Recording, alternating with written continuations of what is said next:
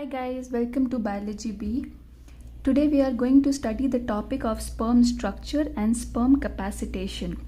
So coming directly to the topic, we will study about sperm structure first.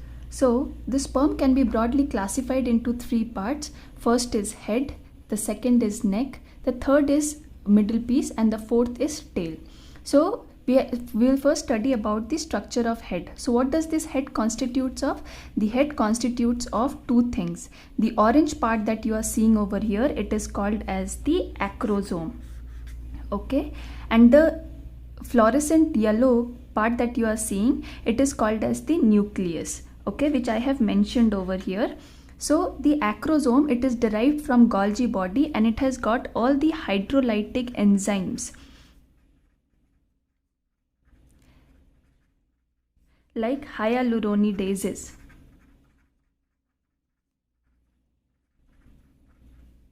which help in penetrating the sperm into the egg and breaking down of the zona pellucida and during the process of fertilization. Now coming to nucleus, it has got all the hereditary information and it is large and oval in shape. Now moving to the second part, it is called as the neck. The neck constitutes of the centriole. Okay, the centriole, it is again of two types, distal and proximal. Proximal centriole is the one which is near the nucleus. The distal centriole is the one which is away from the nucleus. The proximal centriole, it helps in the spindle formation during zygotic division. So that is the function of centriole over here. Now coming to the middle piece. The middle piece, it contains of the mitochondria which is spirally arranged. Because of the spiral arrangement of the mitochondria, it is called as the Nenbergen. Okay, Nenbergen.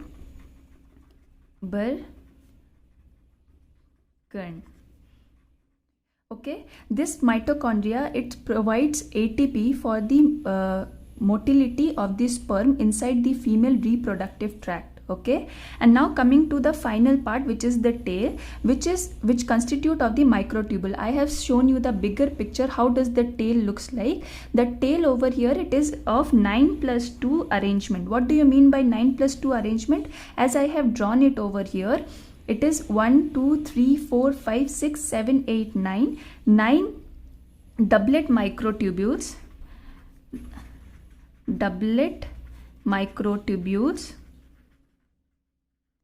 and two singlet microtubules which are attached to each other. Singlet microtubules which are attached to each other at the center, and on the outside you can see there's this protein which is called as dynein. Dynein is the motor protein which helps in the movement of the sperm inside the female reproductive tract. Dynein, it provides the motility to the sperm inside the female reproductive tract. One is on the outer side, one is on the inner side. So this is what the tail provides. Dynein is the motility and hydrolyzes the ATP provided by the mitochondria and into ATP and PI, into ADP and PI. Okay, now we are done with the structure of sperm. Now coming to the sperm capacitation. Okay, so what do you mean by sperm capacitation? If I have to explain it in a layman language, then it means activation of the sperm. Okay, so what do you mean by the activation? Activation means when the sperm in a male's body, it is in its inactivated form, that is, it is coated with some cholesterol on the surface of the sperm. Okay, site of activation or the site of capacitation, as you can see, I have drawn this structure of ovary over here.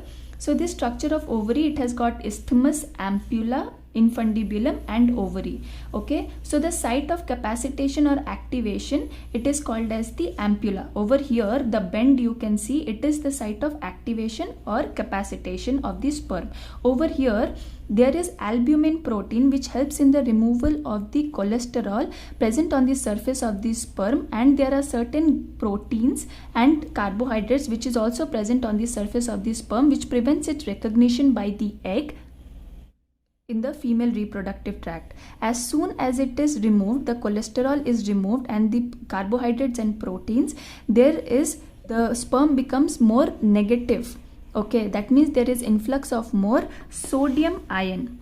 So first we will study the site of capacitation. It is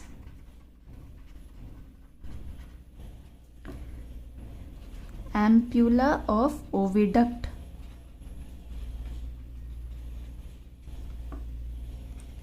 Second is capacitation is removal of cholesterol and proteins on the surface of sperm. As soon as it is removed, the membrane potential of the sperm becomes more negative, that is, there is influx of sodium ion, which leads it to become more negative, which allows the calcium channel to enter into the sperm, and hence production of CAMP and facilitating the process of fertilization. So this is all about the sperm structure and sperm capacitation. We will study about the structure of egg in our next lecture. Thank you for watching.